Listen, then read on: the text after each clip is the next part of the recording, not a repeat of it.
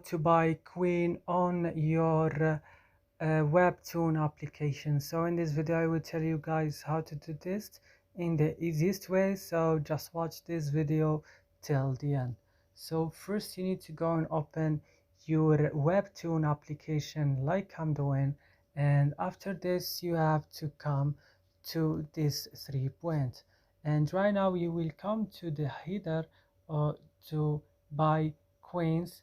Click on it, and right now you will buy, for example, 10 coins by like 1 US or USD or dollars. You will click on it like I'm doing, and as you see it's purchased, and you will click add a credit or debit card, and here you will write your information, and that's it. So my god, it's add. You will write your card number, and that's it.